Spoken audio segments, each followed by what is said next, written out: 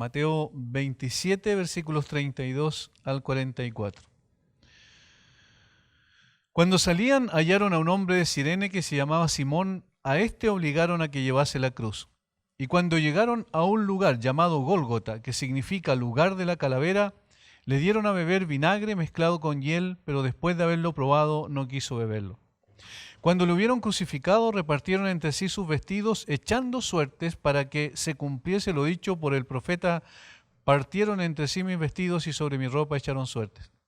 Y sentados le guardaban allí. Y pusieron sobre su cabeza su causa escrita: Este es Jesús, el Rey de los Judíos. Entonces crucificaron con él a dos ladrones, uno a la derecha y otro a la izquierda. Y los que pasaban le injuriaban meneando la cabeza y diciendo: Tú que derribas el templo y en 3 días lo reedificas, sálvate a ti mismo. Si eres hijo de Dios, desciende de la cruz. De esta manera también los principales sacerdotes, escarneciéndole con los escribas y los fariseos y los ancianos, decían: a otro salvó, a sí mismo no se puede salvar. Si es Rey de Israel, descienda ahora de la cruz y creeremos en él. Confió en Dios, líbrele ahora si le quiere, porque ha dicho: soy hijo de Dios. Lo mismo le injuriaban también los ladrones que estaban crucificados con él. Ya vamos llegando, quizás podríamos decir, a la parte más al clímax de la crucifixión, porque los versículos 45 en adelante después van a presentar precisamente ese hecho que termina obviamente con la muerte del Señor Jesucristo. Pero es interesante cómo cada uno de los episodios que se va dando a medida que vamos avanzando en el relato nos ayuda a poder entender cosas cruciales, me parece, de lo que significa la crucifixión y de lo que implica también para cada uno de aquellos que por la gracia hemos llegado al conocimiento de la verdad. La idea de poder estudiar no es solamente leer el relato, no es solamente tener un cúmulo de conocimientos referente a lo que pasó y las cosas que sucedieron alrededor de la cruz, sino obviamente la idea es que la contemplación de la cruz debe ser la que transforme nuestro cristianismo débil y formal en uno apasionado y firme. Es decir, la idea es que pueda penetrar nuestro corazón, pueda sacudirnos internamente y nos pueda llevar a ser mejores hijos de Dios, a personas con un carácter transformado, con una vida distinta, a mostrar y manifestar un cristianismo que es, de acuerdo a lo que dice la Escritura, relacionado con una comunión íntima con Dios que se pueda manifestar a través de un cambio trascendente en nuestras vidas. Porque desde la cruz es donde el Señor de los señores, el Rey de los reyes, en ese lugar padeció, como bien sabemos, a manos de hombres malvados. Es allí donde cada uno de nosotros hizo su contribución con la multitud de pecados que habíamos acumulado hasta el momento en que el Señor nos alcanzó por su gracia, porque bien sabemos que también fueron nuestros pecados los que pusieron a Jesús en ese lugar. Es en este mismo lugar, en la cruz, donde la miseria humana se descubre en toda su expresión, donde el santo es abatido por causa de nuestra maldad. Es allí donde el Hijo de Dios entrega su vida por pecadores como nosotros. Todos los adjetivos que usemos para describir las implicancias de la cruz en realidad se quedan cortos. Somos lentos y torpes para hacer una descripción mucho más completa y más profunda, probablemente, de lo que sufrió el varón de dolores en ese lugar. Somos faltos de sabiduría también, somos cortos de comprensión para entender a cabalidad la cruz de Cristo, pero debemos aprovechar cada oportunidad que tenemos de penetrar en esos misterios más profundos para poder entender mejor lo que esto significa. Carlos Spurgeon, comentando algunas partes del Progreso del Peregrino de Juan Bunyan, expresaba lo siguiente: se lo debemos todo a Jesús crucificado. ¿Cuál es su vida, mis hermanos, si no la cruz? ¿De dónde viene el pan de tu alma si no de la cruz? ¿Cuál es tu alegría si no la cruz? ¿Cuál es tu deleite? ¿Cuál es tu cielo si no el bendito, una vez crucificado por vosotros, que vive por siempre para interceder por ti? Aférrate a la cruz, entonces, pon tus brazos alrededor de ella, sostén al crucificado y nunca lo dejes ir. Ven de nuevo a la cruz en este momento y descansa allí, ahora y para siempre. Luego, con el poder de Dios sobre ti, sal a predicar la cruz. Cuenta la historia del Cordero inmolado. Repite la historia maravillosa y nada más. No importa cómo lo hagas, solo proclama que Jesús murió por pecadores. Lo que él está comentando es tratar de poder dar a entender la significación de la cruz. Nosotros escuchamos muchas veces, y estos mismos pasajes los hemos leído una infinidad de veces probablemente, pero cada vez que vamos a esta parte esencial de la revelación del Señor, podemos ver con toda claridad algunos aspectos importantísimos de la obra perfecta que Jesucristo hizo en ese lugar. Por eso el Señor dejó dos mandatos para la iglesia, dos ordenanzas para la iglesia. Las dos tienen que ver con la muerte y la resurrección del Señor Jesucristo. La una es el bautismo, ¿cierto? Que es donde públicamente nos identificamos con el Señor Jesucristo. ¿En qué? En su muerte y en su resurrección. La otra es la mesa del Señor o la cena del Señor o la Santa Cena, como normalmente se le dice, que también habla precisamente de este hecho extraordinario. Los dos elementos simbolizan, ¿verdad?, la obra perfecta del Señor Jesucristo, el pan, el cuerpo, y el vino o el jugo de la vid, la sangre vertida en ese lugar, que es sintomático de lo que significó su muerte. Los evangelistas relatan que Jesús no solo recibió castigo físico, cada uno de ellos está de acuerdo con ellos, sino también un castigo moral y emocional, además de espiritual, por supuesto. Estando suspendido en la cruz, fue una y otra vez presa del odio y la maldad de quienes, no conforme con ponerle en una cruz, seguían insultando, blasfemando y burlándose de él.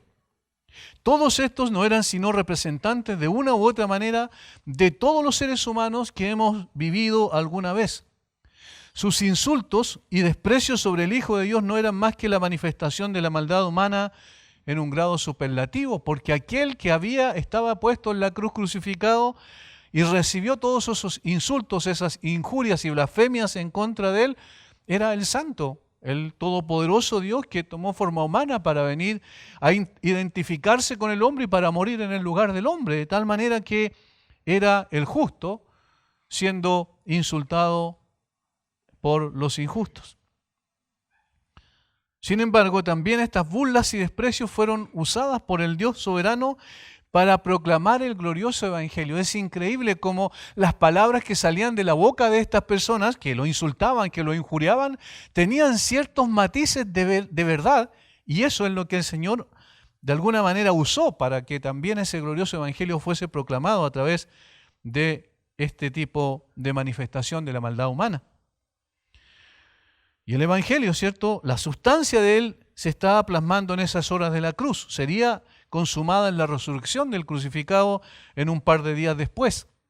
Las injurias y calumnias que salían de la boca de estas personas, especialmente aquellas relativas a si era el Hijo de Dios, desciende, digamos aquellas que hablan de si eres el Hijo de Dios, desciende de la cruz, eran una clara proclamación de la identidad de Jesús, razón por la cual no descendió de la cruz. Es decir, hay ciertas paradojas que vamos a ver en cada uno de los detalles que menciona Mateo, que son interesantes, porque precisamente porque era el Hijo de Dios, no descendió de la cruz.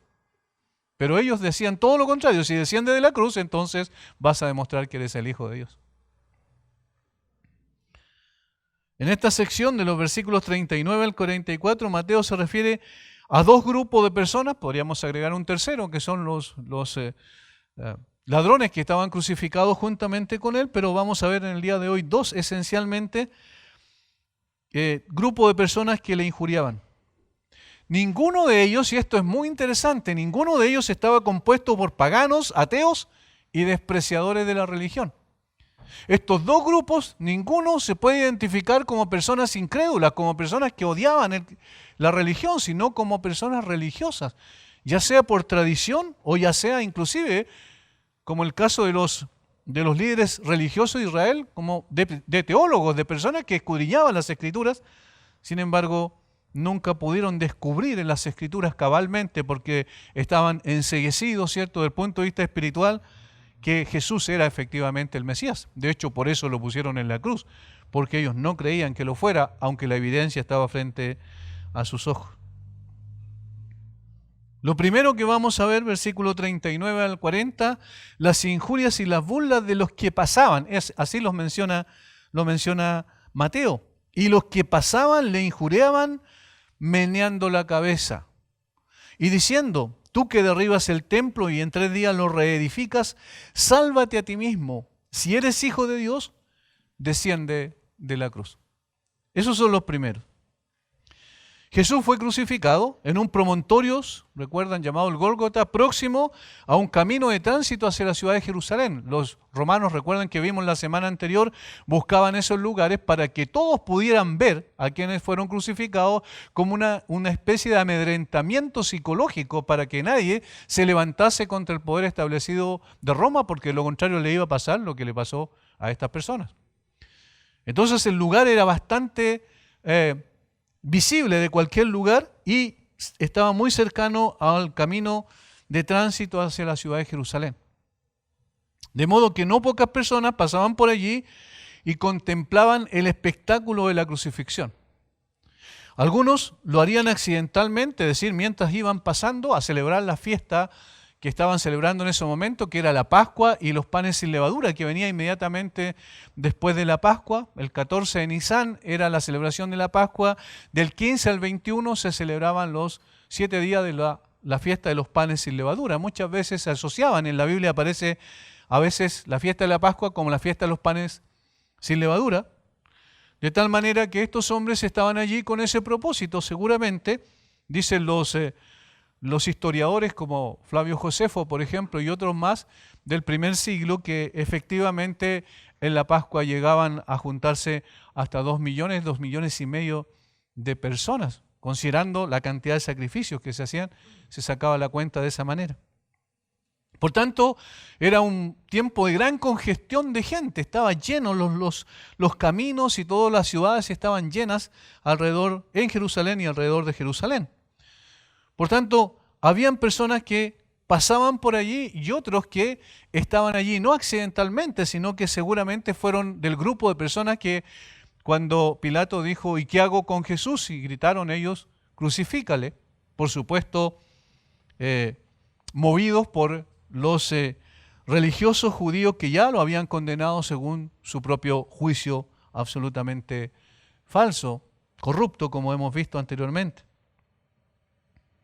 La idea de la frase en el original es: los que en aquel momento pasaban por. Esa es la idea en el original griego. Por el lugar donde Jesús fue crucificado. Le injuriaban. Es una palabra que es de la misma raíz de blasfemia.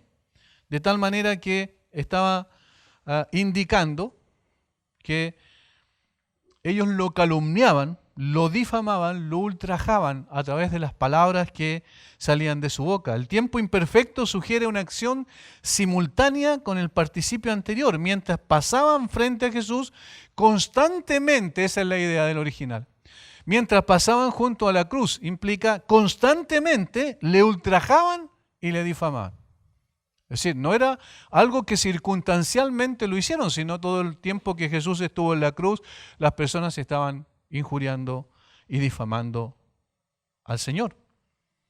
Es una acción continua, permanente, y eso muestra la odiosidad que había en su corazón, porque Jesús no le había hecho nada malo.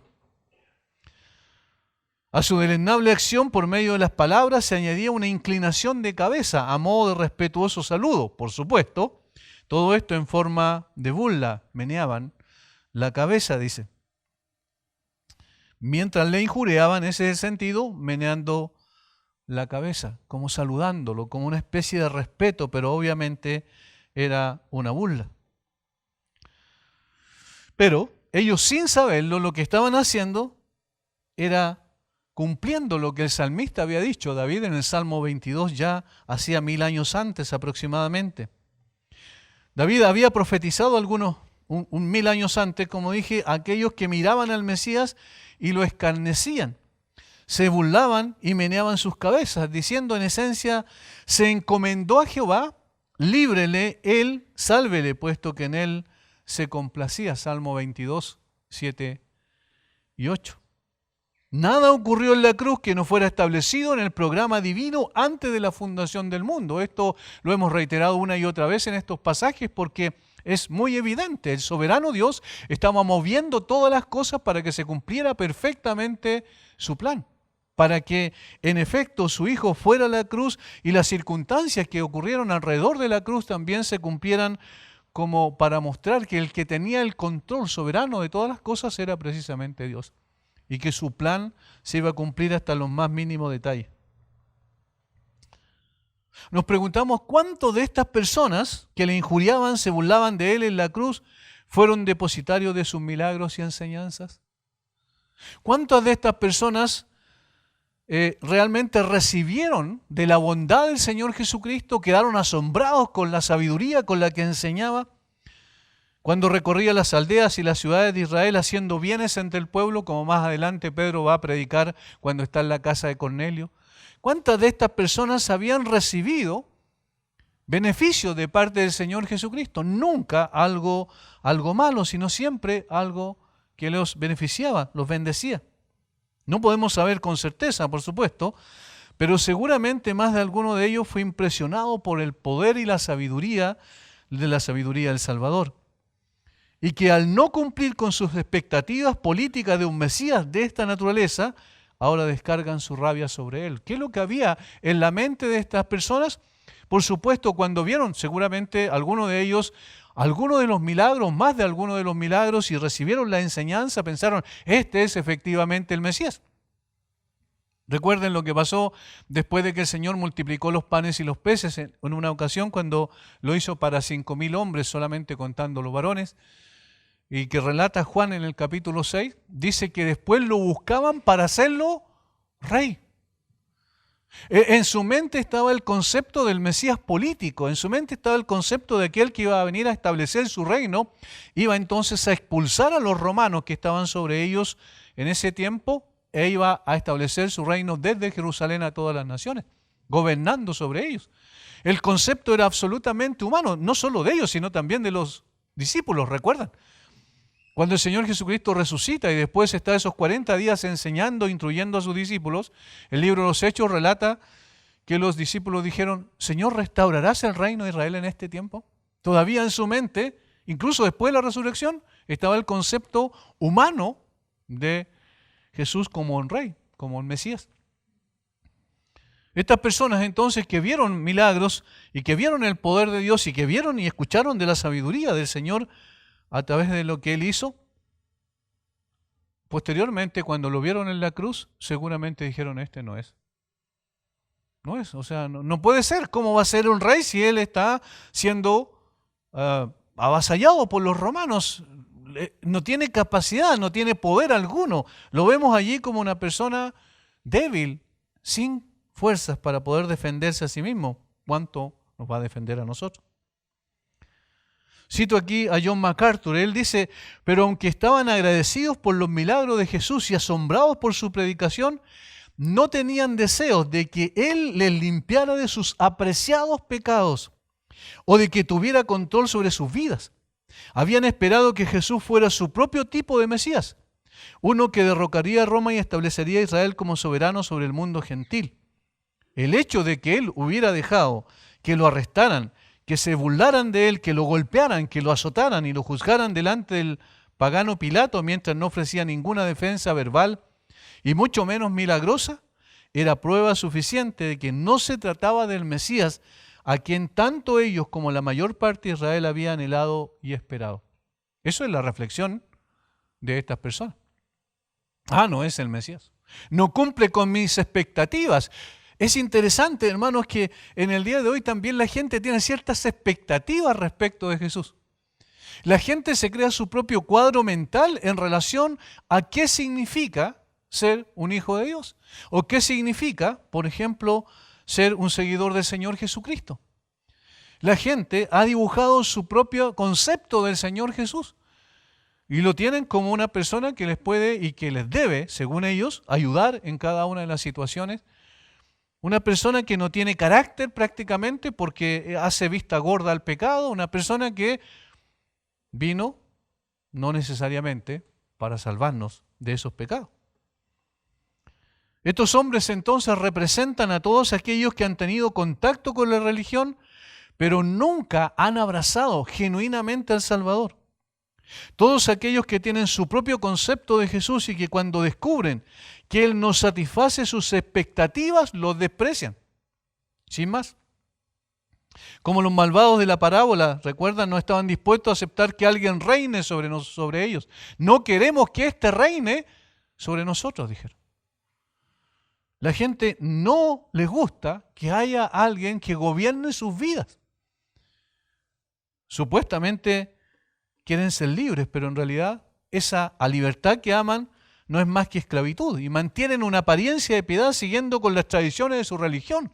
Eso se da mucho también en estos tiempos y se ha dado en la historia de la iglesia. Una religiosidad superficial, externa, sin vida real, genuina, porque digamos, en su mente Jesús no es más que una persona buena que vino, ¿cierto?, a buscar a los desamparados de la sociedad, a los discriminados, a los despreciados de la sociedad. Nada más que eso. Pero no tiene la capacidad y el poder para transformar vidas, cuando justamente ese es el meollo del Evangelio. La cruz es suficiente y es poderosa porque puede cambiar la vida de la gente. Estas personas, cuando son expuestos al verdadero Evangelio, lo rechazan con firmeza porque están inoculados por las tradiciones y enseñanzas de hombres. Lamentablemente, eso se ha dado durante mucho tiempo en las iglesias, no solo en nuestro país, sino en todo el mundo. Estas personas que recibieron un evangelio distorsionado son muy difíciles de llegar a convencer que en realidad están equivocados y que necesitan arrepentirse. Por eso, cuando se les presenta el verdadero evangelio, lo rechazan inmediatamente. Estos desprecian al Jesús de las Escrituras y no están dispuestos a someterse a Él. Más bien quieren que Jesús se conforme a sus deseos y expectativas carnales. Nosotros creemos que tiene que ser de esta manera. Nosotros creemos que tiene que ser de esta otra forma. No importa lo que nosotros creamos, importa lo que Dios reveló en su palabra. ¿Quién es Jesús? ¿Cómo es Jesús? ¿A qué vino? Nosotros no lo inventamos. Ninguna iglesia, ninguna denominación, sino lo que Dios reveló en su palabra. Jesús estaba allí en la cruz, ¿por qué?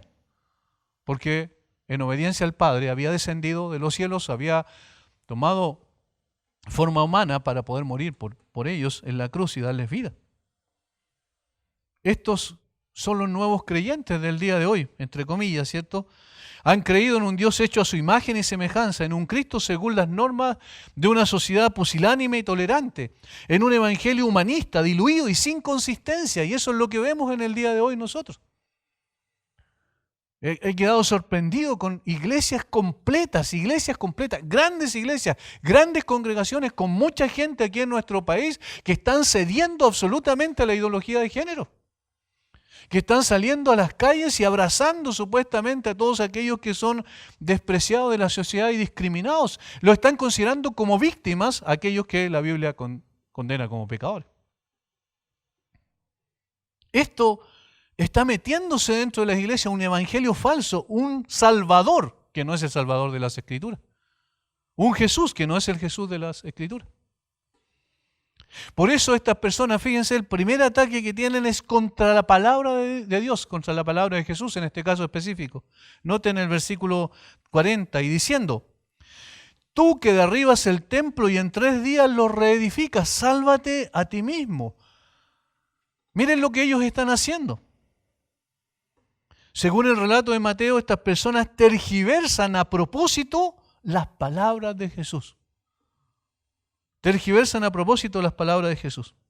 Esta es la primera gran mentira sobre Jesús que propagada por testigos falsos en la residencia de Caifás cuando fue llevado el Señor para ese juicio que fue una farsa, ¿cierto?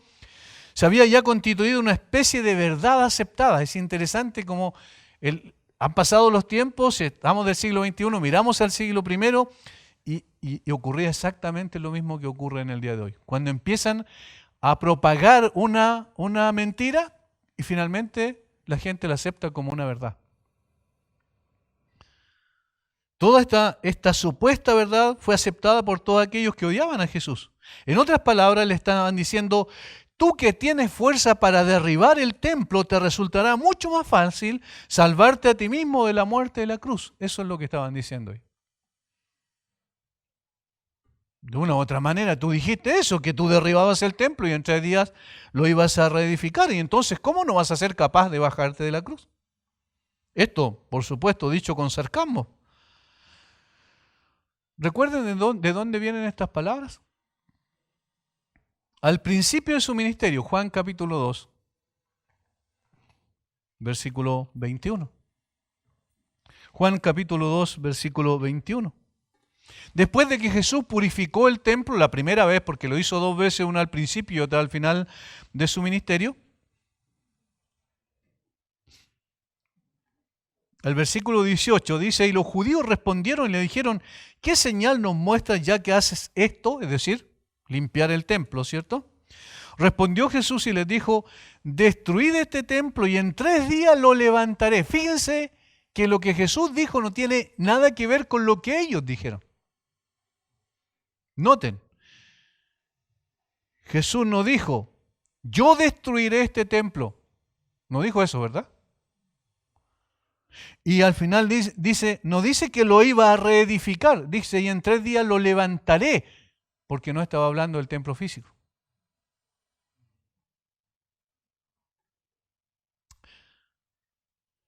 Debe notarse que el Señor jamás dijo que Él iba a destruir el templo. Nunca.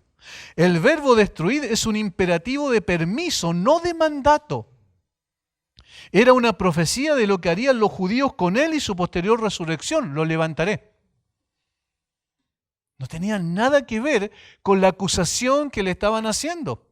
Torcieron las palabras de Jesús, la acomodaron según sus propósitos. Y esto siempre ocurre así. El ataque primario contra el cristianismo es un ataque contra la palabra de Dios. Y junto con ello desafían a Jesús a que se rescate a sí mismo, sálvate a ti mismo. Esta es también una tentación satánica. ¿Dónde escuchamos por primera vez una tergiversación de la Escritura? De la palabra de Dios. En el Edén. Con que Dios os ha dicho no comáis de todo árbol del huerto, usando las mismas palabras de Dios, pero colocándole un no. Cuando Dios dijo, de todo árbol del huerto podrás comer. Pero la serpiente usó la palabra y la torció un poquito para que tuviese otro significado totalmente distinto. Estos hombres torcieron la palabra de Jesús para sus propios fines. La estrategia de Satanás sigue siendo la misma. Torcer la palabra de Dios, añadir a la palabra de Dios, quitar de la palabra de Dios, ablandar la palabra de Dios y finalmente con ello negar la palabra de Dios. Eso es lo que ocurre. ¿Por qué estas iglesias que yo mencioné hace un rato que están siendo presas de una ideología absolutamente satánica que viene del infierno? ¿Por qué está ocurriendo? Porque han dejado la palabra de Dios. Y es interesante porque citan textos bíblicos, pero los tuercen en su sentido. Citan la misma palabra de Dios, citan palabras de Jesús, pero las tuercen en su aplicación. Eso siempre ha sido así. Siempre va a seguir siendo así. Nada ha cambiado de ese día en el huerto del Edén. El primer ataque es contra la palabra de Dios. Por eso es tan importante entender lo que nosotros hemos estudiado, gracias al Señor, en la Academia Teológica, cuál es el sustento y el fundamento de la palabra, por qué podemos confiar plenamente en lo que Dios ha dicho. Nuestra fe, nuestra confianza, nuestras convicciones descansan en el hecho de que la palabra de Dios es inerrante e infalible. Y que la palabra de Dios además es tan eterna como Él. Pero cuando nosotros nos desviamos un poquito, nos relajamos un poco, el enemigo va a atacar precisamente la palabra de Dios. El segundo ataque apunta a la identidad de Jesús. Tú que derribas el templo y en 3 días lo reedificas, sálvate a ti mismo. Si eres hijo de Dios, desciende de la cruz. si eres hijo de Dios, condicional. Evidentemente ellos no creían que era hijo de Dios. Lo hacían en una forma otra vez burlesca. Realmente tú no eres hijo de Dios y eso se va a probar porque tú no vas a bajar de la cruz. Si eres hijo de Dios, tiene que ver con su identidad. Recuerdan que en Cesarea de Filipo ya Jesús le había dicho a sus discípulos, ¿quién dicen ellos que eran?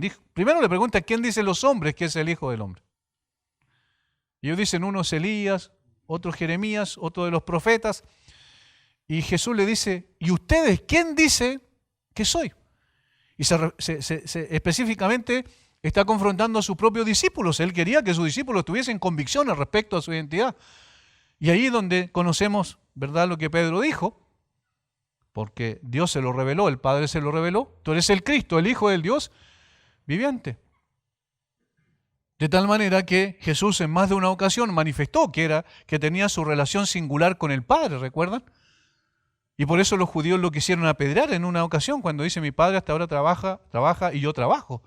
Y lo quisieron apedrear porque se hacía igual a Dios, haciéndose hijo de Dios. Jesús hizo en diferentes ocasiones y se identificó de esta manera. Esto también fue corroborado por Pedro, como dijimos, y por lo cual en el juicio religioso lo habían acusado de blasfemia. La idea que había detrás de la burla era que demostrase por medio de un milagro, bajando de la cruz, que era realmente el Hijo de Dios, pero no es que ellos creían que lo iba a hacer, sino que simplemente lo hacían para decir, si no baja de la cruz, entonces no es el Hijo de Dios. ¿Se fijan? Al mismo tiempo que era enrostrar a Jesús, que el hecho de que estaba puesto en una cruz impotente, sin posibilidad de librarse de ello, era una evidencia fuerte que realmente no era quien decía ser, el Hijo de Dios. Un ataque a la identidad de Jesús. Esto segundo siempre se repite también. ¿Saben quién lo hizo? Satanás. Lo hizo en la tentación en el desierto. Al principio de su ministerio, el mismo Satanás había cuestionado la identidad de Jesús. Si eres hijo de Dios, di que estas piedras se conviertan en pan. Si eres hijo de Dios, échate abajo del pináculo del templo. Si eres hijo de Dios, y este es un condicional que está diciendo, si realmente eres hijo de Dios, demuéstralo. ¿Y cómo? A través de un milagro. Un milagro que te beneficie a ti mismo. Y recuerden lo que hemos visto acá en más de una ocasión, que Jesús nunca hizo un milagro que lo beneficiara a él. Pero aquí estaba la tentación satánica. Es decir, en la misma cruz Satanás estaba atacando al Señor Jesucristo, tentándolo para que hiciera aquello que cualquiera de nosotros, si teníamos el poder de hacerlo, lo haríamos, ¿verdad? Descender de la cruz, dejar de sufrir.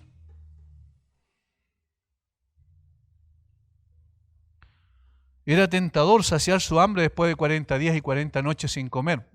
Con respecto a la tentación en el desierto, era tentador. Di que estas piedras se conviertan en pan. Tienes hambre, tienes una necesidad. Satisface esa necesidad. Qué interesante que Satanás dice lo mismo en el día de hoy. Siempre la tentación es igual. Tienes una necesidad, ¿qué tiene de malo que satisfagas tu necesidad? Los jóvenes les dicen, si tienes una necesidad sexual, ¿qué tiene de malo que satisfaga esa necesidad sexual?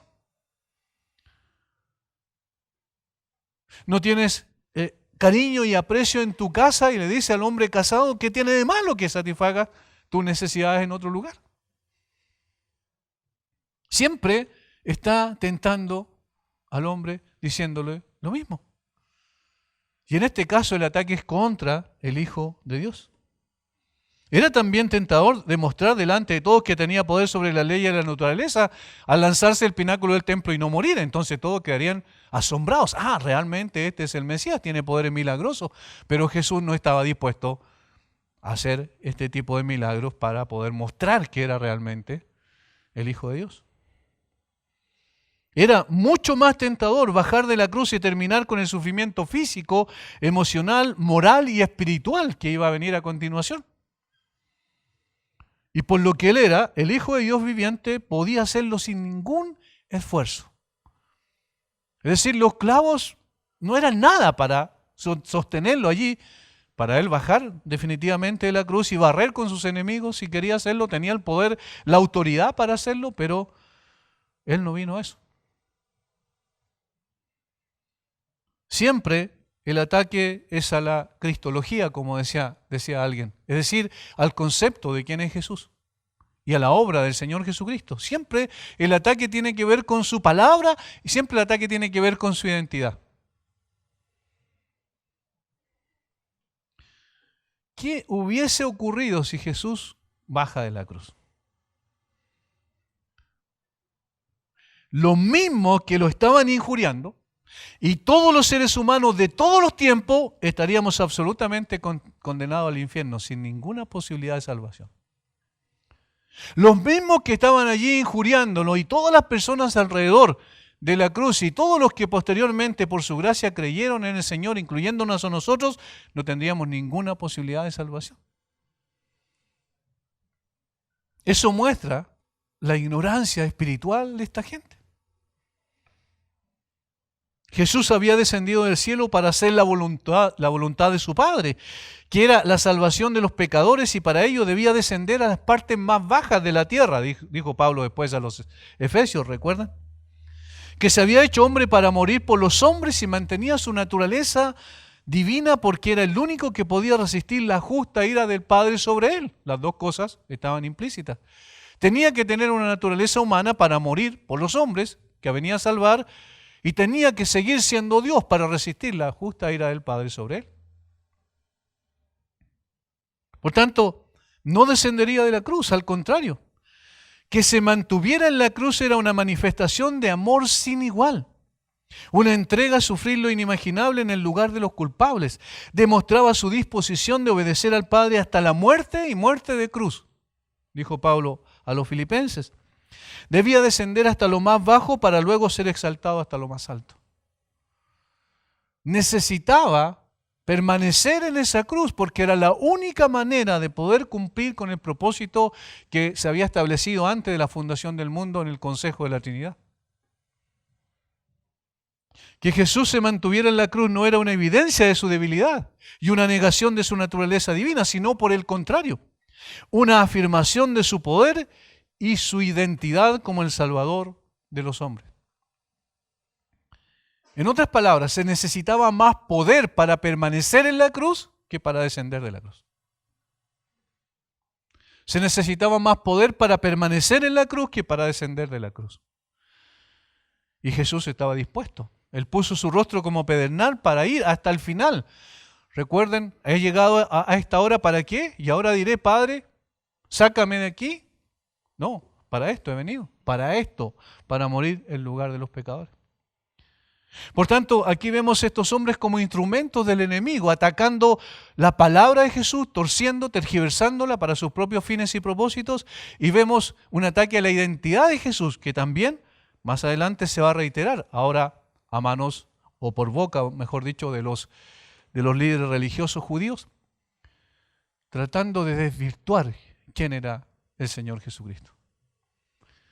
Es interesante que las cartas, en un sentido que tienen apología o defensa de la fe, que atacaban cierta herejía en ese momento, como la carta a los Colosenses, que anticipaba lo que venía, esa herejía de la gnosis, cierto, que estaban en ciernes recién, cuando Pablo escribe, que posteriormente, a principios del siglo II, se manifestaron de una manera mucho más abierta, y que fueron uno de los primeros oponentes fuertes del cristianismo. En los primeros siglos, Pablo dice que el ataque era sobre la persona de Jesús, sobre la identidad de Jesús. Ellos decían que Jesús no era más que un eón, una emanación del Dios Supremo, y que en consecuencia no era Dios. Y por eso Pablo dice, Él es la imagen del Dios invisible, el primogénito de toda creación, porque en Él fueron creadas todas las cosas, las que están en la tierra, en el cielo de la tierra, visibles o invisibles, sean principados, sean dominios, todo fue creado por medio de Él y para Él. Por eso es que Pablo exalta en esa cristología extraordinaria al principio de su carta, en el capítulo 1, versículo 15 en adelante, la persona del Señor Jesucristo. porque el ataque era contra la persona del Señor Jesucristo y la suficiencia de su obra, y siempre va a ser así.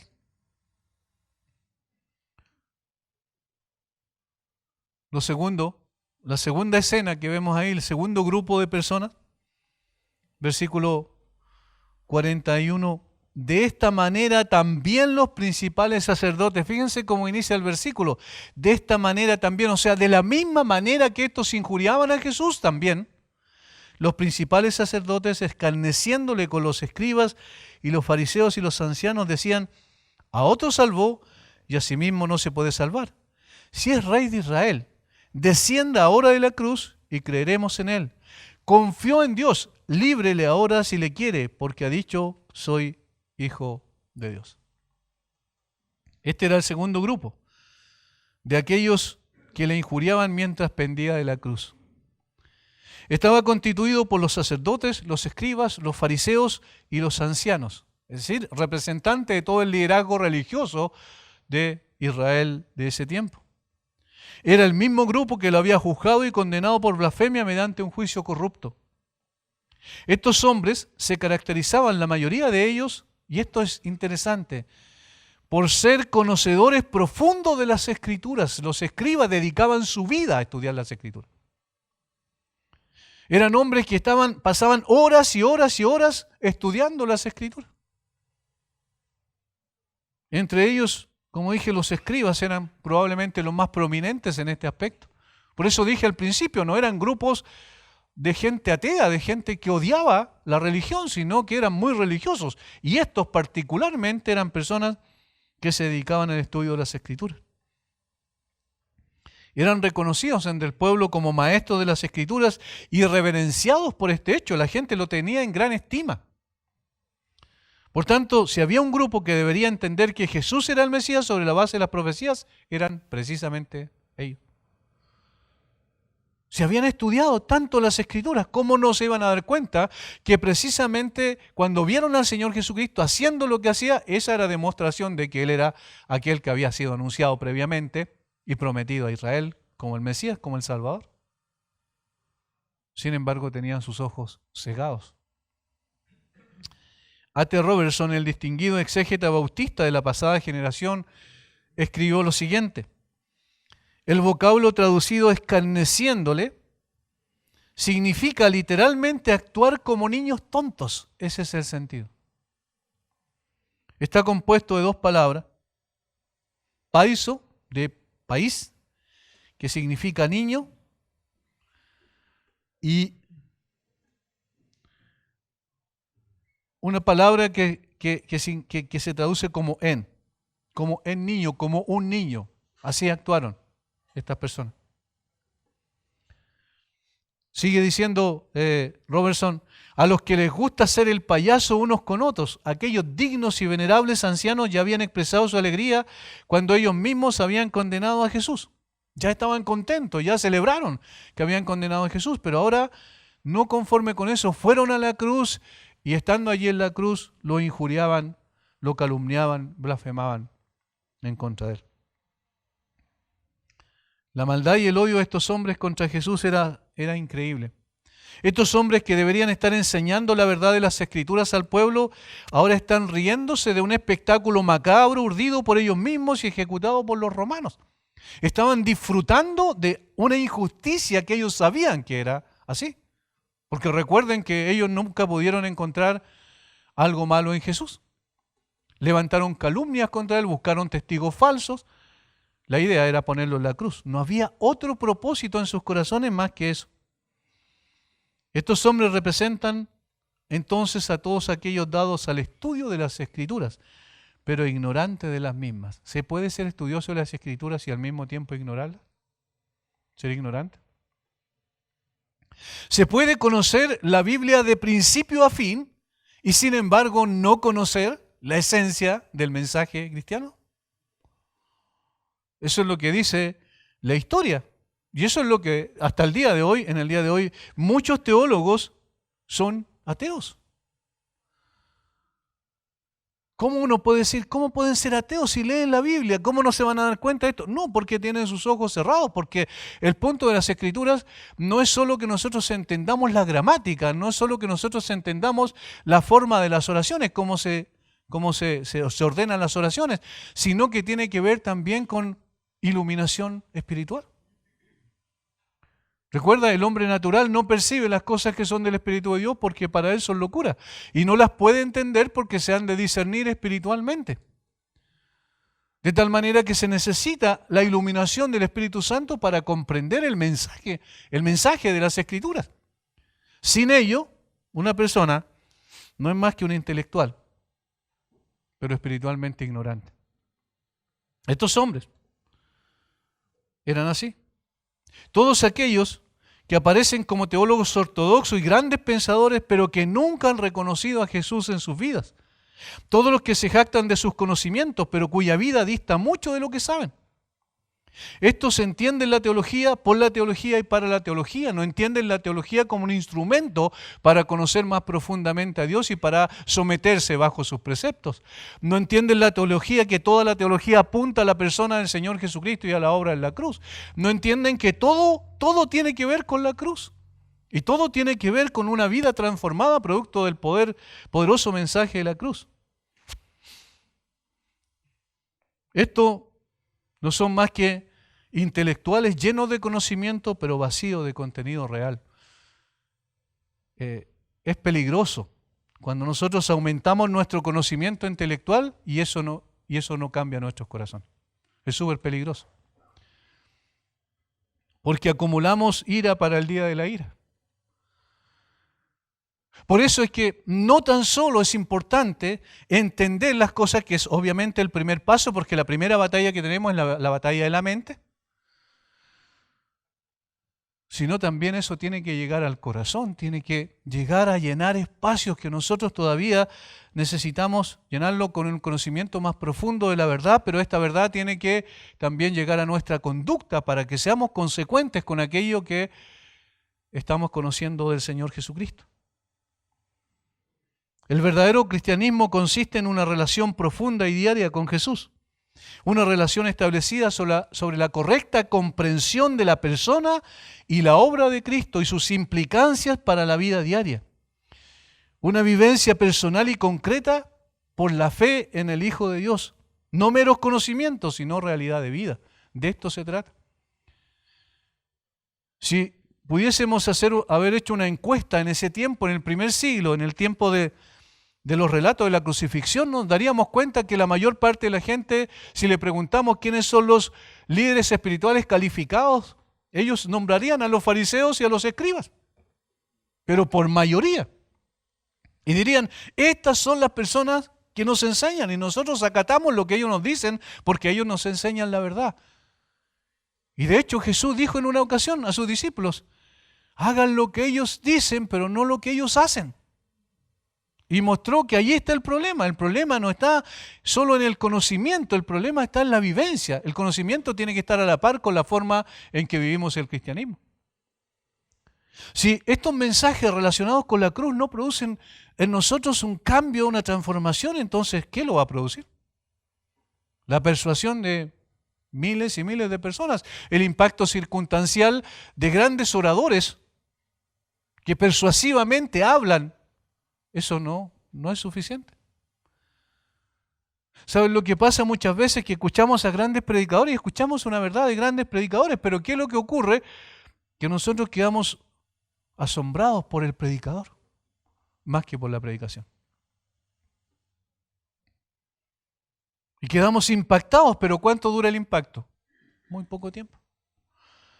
Después otra vez vuelve a enfriarse nuestro corazón y eso no puede ser.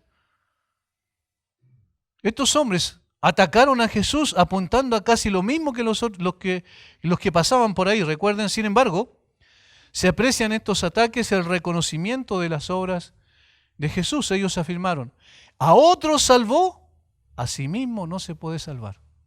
A otros salvó. ¿Ven lo que estaba reconociendo? Ahora,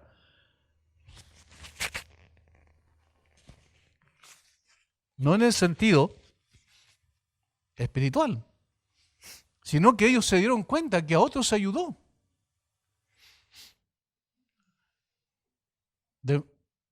Liberó de enfermedades, de posesiones demoníacas, ¿recuerdan? Y ellos no podían refutar el hecho que estaba delante de sus ojos. ¿Qué hicieron? Tergiversaron la interpretación de los hechos. Y dijeron, por Belcebú echa fuera demonios, ¿recuerdan? No podían evitar reconocer que el Señor Jesucristo tenía poder sobre el mundo espiritual. Pero sí, ellos decían, pero no lo hace por el poder de Dios, lo hace por el poder de Belcebú. Estos hombres tergiversaron todo. Sin embargo, no pudieron desconocer que efectivamente Jesús tenía poder. Porque ellos fueron testigos de esos milagros, no lo podían negar.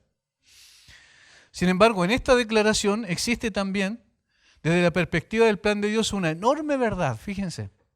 Porque si Jesús había venido a salvar a otros, debía pasar por la cruz. Y en este sentido, para cumplir con su plan redentor, no se podía salvar a sí mismo. A ver si entendemos lo que acabo de decir. Desde la perspectiva de Dios, desde la interpretación de Dios, Jesús debía venir a pasar por la cruz para cumplir con el propósito redentor de salvar al hombre. Y si quería salvar al hombre, no se podía salvar a sí mismo de la cruz. Porque si se salvaba a sí mismo de la cruz, no podía salvar al hombre. ¿Entienden? Entonces ellos le dicen, a otro salvó, a sí mismo no se puede salvar. Efectivamente, ahí hay un mensaje que Dios utiliza. Por eso es extraordinaria la forma en que vemos aquí la soberanía de Dios detrás de los hechos. Dios está utilizando las palabras, las injurias de estos hombres para demostrar una gran verdad. Efectivamente, Jesús no se va a salvar para poder salvar a otro.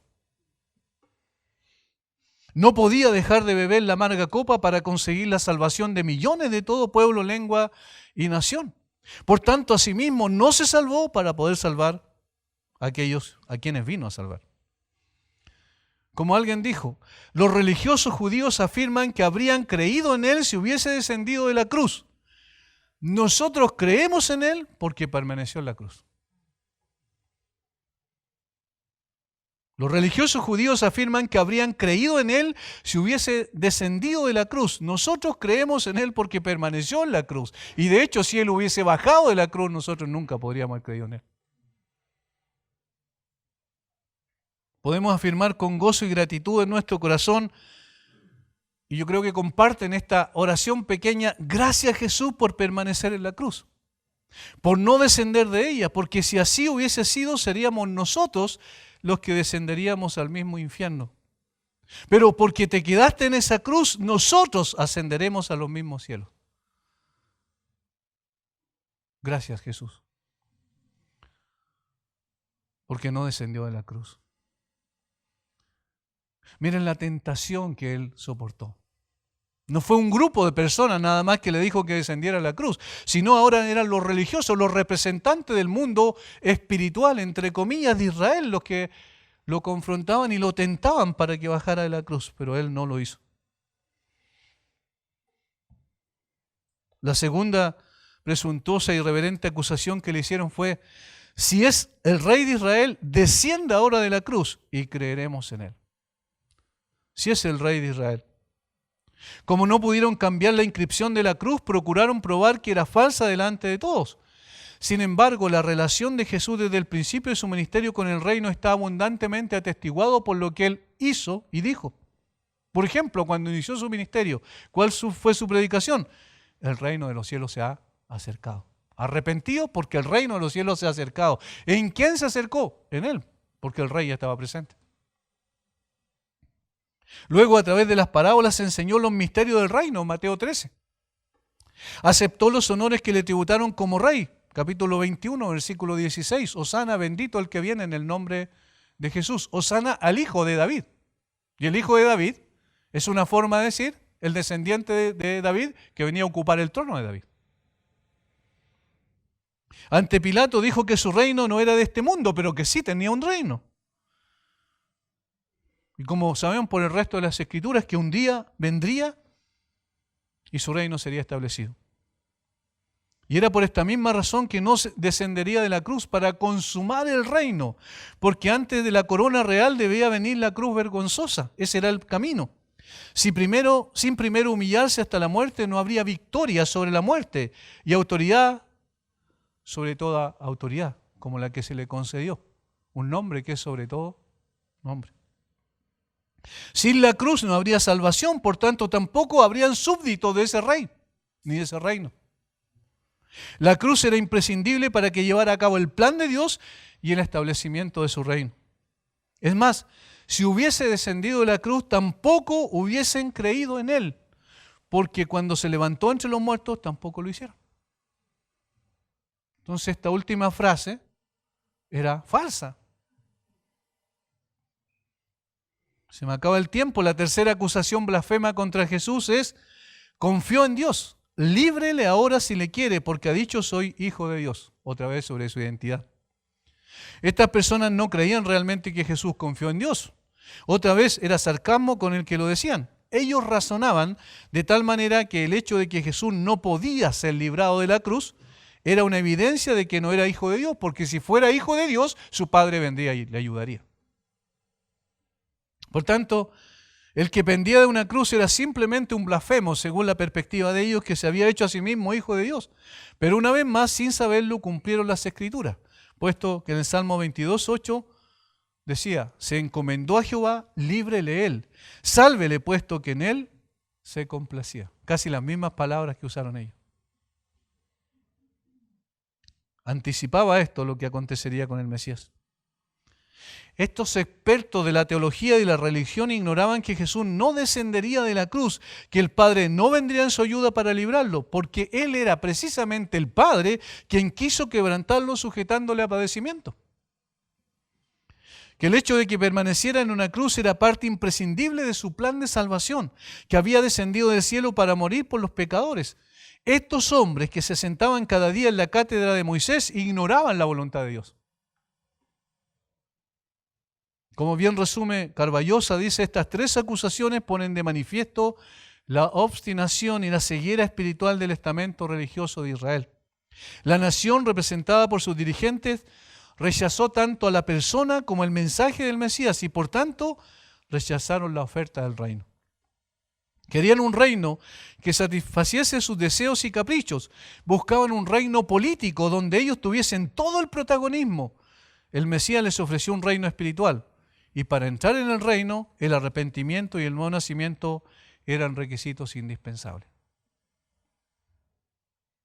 Hermanos, no son pocos los que en el día de hoy buscan un cristianismo sin cruz, un cristianismo sin arrepentimiento, un cristianismo sin Cristo, aunque parezca absurdo, un cristianismo hecho a la medida del hombre que esté repleto de religión y vacío de comprensión del plan de Dios en Cristo. Las iglesias no están entrenando adecuadamente a sus miembros para que puedan profundizar en la cruz y las implicancias de la cruz de Cristo. Los llenan a veces de conceptos y a veces conceptos teológicos técnicos sin trascendencia. La gente está buscando un cristianismo donde las necesidades y deseos del hombre están por sobre las demandas de Dios. Un cristianismo sin cruz que es impotente para salvar. Un cristianismo sin cruz que es una desgracia y una auténtica farsa. Un cristianismo sin cruz es un sucedáneo nefasto que conduce a la perdición eterna, aunque en esta tierra tenga la aceptación de los hombres. Y muchos están buscando la aceptación de la gente en lugar de la aceptación de Dios. No podemos cansarnos de hablar sobre este hecho trascendente. Por eso es que hemos ido paso a paso, lentamente, tratando de encontrar una comprensión mayor de lo que significa la cruz de Cristo. Termino este estudio con una cita. Dice: la cruz sostenida por las manos de un bebé es tan potente como si un gigante la sostuviese en alto. El poder está en la palabra misma, o más bien en el Espíritu Santo que trabaja a través y con ella. Oh Cristo glorioso, cuando he tenido una visión de tu cruz, la he visto en un principio como una horca común, y que tú fuiste colgado en ella como un criminal. Pero mientras la he estado mirando, La he visto comenzar a levantarse. Y se levantaba en el aire hasta alcanzar lo más alto de los cielos. Y por su gran poder ha levantado incalculables multitudes al trono de Dios. He visto que sus brazos se extienden y se expanden hasta que han abrazado toda la tierra. He visto su base descender tan profundo como lo están nuestras miserias. Y qué gran visión he tenido de tu magnificencia, oh crucificado.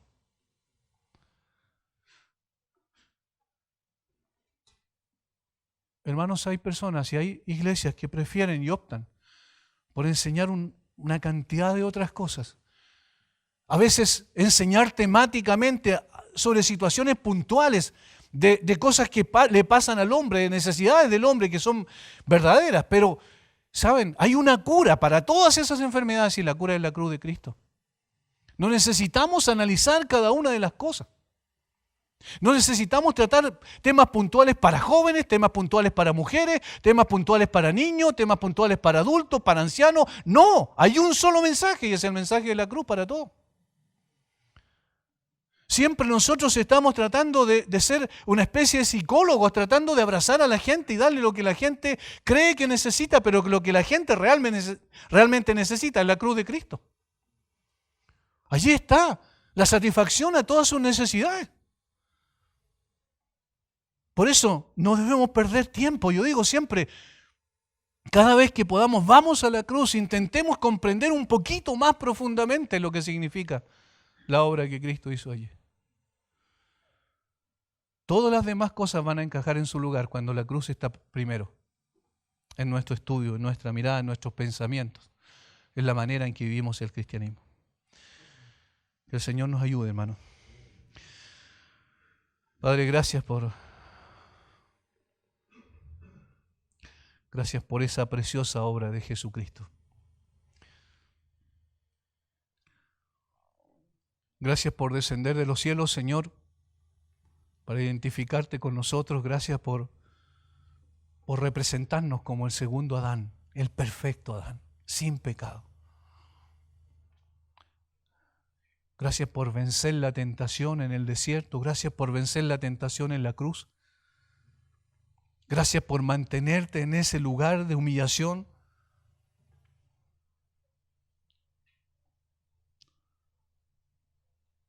Por amor a cada uno de nosotros. Por cumplir con el plan perfecto del Padre. Porque así te agradó. Porque querías glorificar a tu Padre hasta el último momento y así lo hiciste, Señor. Podías descender de la cruz. ¿Qué te costaba si eres el Dios Todopoderoso? Sin embargo, te mantuviste allí. Por amor a hombres que, como nosotros, muchas veces consideramos a veces tan en poco lo que tú hiciste, Señor. Gracias por darnos lo que nunca pudimos ganar con nuestras fuerzas y capacidades. Lo único que ganábamos era el infierno. Pero tú nos diste, nos levantaste hasta el cielo mismo, porque te mantuviste en esa cruz. Gracias, Señor, por pagar un tan alto precio por nosotros. Enséñanos, Señor, a